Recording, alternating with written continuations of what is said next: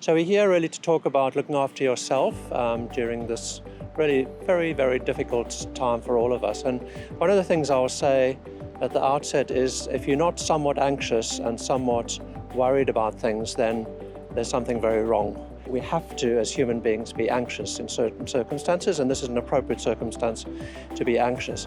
However, it's about how we manage that anxiety and what we do with that anxiety. So let's bring it back into perspective. If this is one's life and the length of one's life, this whole COVID-19 thing will be a very small component of that longitudinal journey, and we need to keep on reminding ourselves of that.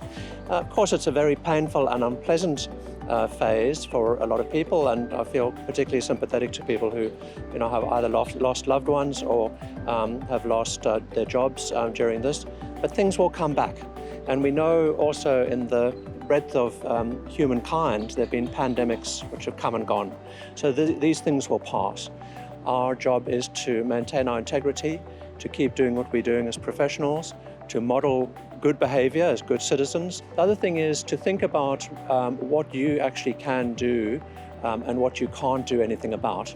The broader issues in the world and what's going to happen with the world economy and so forth, these are things on our minds, of course, but they're not things which we directly can do anything about. What we can do things directly about is managing ourselves, looking after ourselves, looking after our loved ones. We've seen how the planet is being given pause and some reprieve from pollution and so forth. As human beings, I think we can take the same message. We can look at our lives, we can look at whether we really need as many of the consumer items that we've engaged in buying in a rather mindless way often, and I speak for myself as well.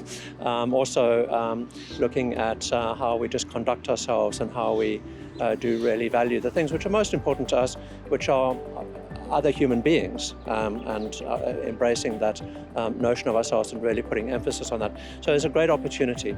Also, just some practical tips. I think there's massive information overload going on. I would strongly suggest to people that they reduce that. Also, remember, regulation is key.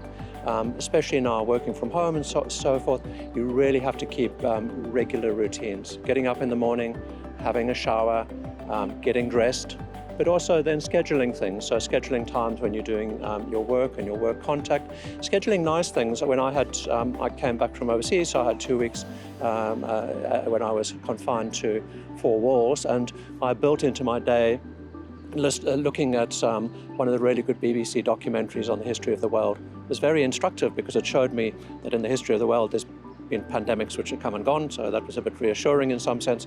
But also it allowed me to break up my day with something which was enjoyable and also was an opportunity which I wouldn't have had otherwise. Sleep is really crucial, so getting enough sleep and having a good sleep hygiene arrangement for yourself. I think if your sleep becomes very disruptive, that can often be a signal of anxiety or other things going on, and if that becomes a protracted problem, it's really worth seeking some help. Keep an eye on our loved ones, obviously, check in with people, check in with colleagues, but mostly our job is to get on with what we need to get on with and what we can get on with.